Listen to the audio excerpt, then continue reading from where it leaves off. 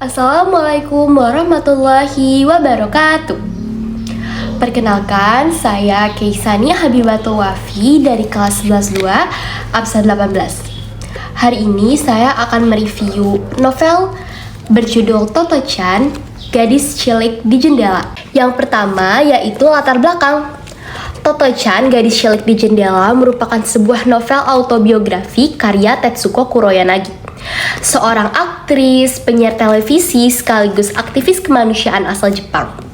Buku ini pertama kali diterbitkan pada tahun 1981 dan segera menjadi buku terlaris di Jepang. Bahkan diterjemahkan ke dalam berbagai bahasa, termasuk bahasa Indonesia.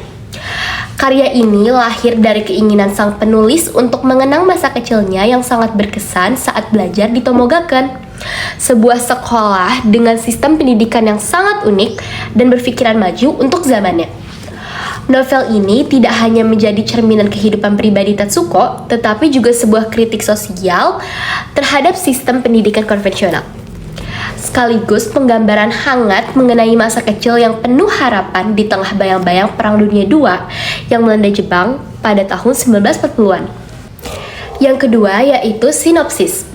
Novel ini mengikuti kisah Toto-chan, seorang gadis kecil yang sangat aktif, penuh rasa ingin tahu dan cenderung berbeda dari teman-temannya. Karena perilakunya yang dianggap mengganggu di sekolah awalnya, ia dikeluarkan dari sekolah pada usia dini. Ibunya yang memahami keunikan putrinya kemudian membawanya ke sekolah alternatif bernama Tomogaken, yang dipimpin oleh seorang kepala sekolah luar biasa bernama Sosaku Kobayashi. Tomogaken bukanlah sekolah biasa. Ruang kelasnya terletak di dalam gerbong kereta tua dan metode belajarnya jauh dari formalitas yang kaku. Di Tomo, anak-anak boleh memilih urutan pelajaran mereka sendiri, belajar di alam terbuka, dan didorong untuk menjadi diri sendiri. Sekolah ini sangat menghargai keunikan setiap murid dan percaya bahwa pendidikan harus membentuk karakter, bukan hanya menghafal pelajaran. Toto-chan menemukan dunianya di sana. Ia berteman dengan anak-anak yang berbeda latar belakang, termasuk seorang anak penderita polio bernama Yasuaki-chan. Ia juga belajar banyak nilai-nilai penting dari kepala sekolah Kobayashi, seperti kejujuran, empati, kerjasama, dan rasa hormat pada orang lain. Namun, kebahagiaan itu tidak bertahan lama. Jepang sedang berada di tengah Perang Dunia II dan dampaknya mulai terasa. Sekolah Tomo akhirnya dibom dan hancur. Toto-chan dan teman-temannya harus berpisah, namun kenangan akan sekolah tersebut dan nilai-nilai yang ditanamkan oleh kepala sekolah Kobayashi terus hidup dalam hati mereka. Yang ketiga yaitu bagian karya yang menurut saya menarik. Salah satu bagian paling menyentuh adalah ketika kepala sekolah Kobayashi selalu mengucapkan kalimat, "Kamu ini anak yang sungguh baik," kepada setiap anak yang ia temui. Kata-kata sederhana ini mencerminkan bagaimana beliau berusaha membangun rasa percaya diri dan menghargai keberadaan setiap anak tanpa memandang latar belakang ataupun kemampuan mereka.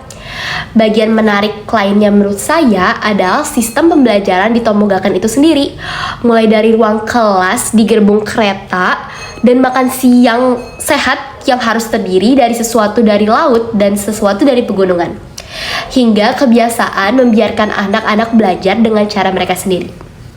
Yang keempat, alasan Toto-chan menarik yaitu karena Toto-chan menceritakan pengalaman nyata sehingga terasa sangat penuh emosi.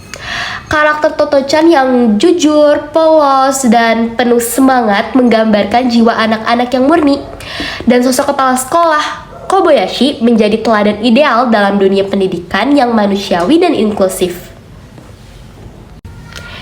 Yang terakhir yaitu rating. Rating dari saya sendiri yaitu 9/10.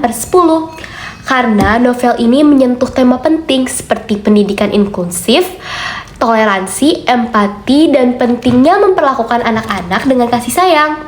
Gaya penulisan yang sederhana dan ringan membuat buku ini bisa dinikmati semua usia, tapi tetap mengandung pesan moral yang mendalam.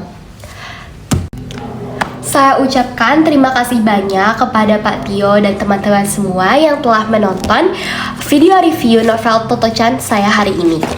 Kurang lebihnya saya mohon maaf. Wassalamualaikum warahmatullahi wabarakatuh.